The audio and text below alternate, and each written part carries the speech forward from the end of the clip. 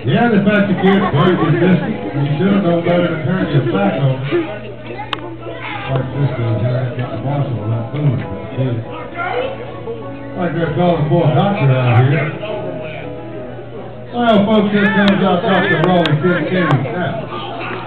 Yes, they'll have to take a look at this wound on this man's outside. See what kind of condition he's in. Looks like the marshal and the deputy think it's pretty funny too.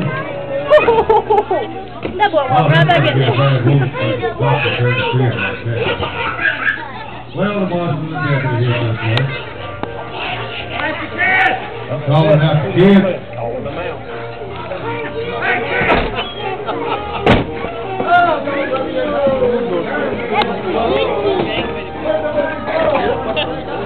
The kid wanted to pick that bullet out of him, boy. Doc's gonna take care of it. Why'd you go and shoot him in the first place? So why'd you shoot him in the first place? Yeah, I'm talking to you, old man. Hey, look. I didn't mean to shoot him in the first place. You didn't mean to shoot him in the first place. He was aiming in his butt.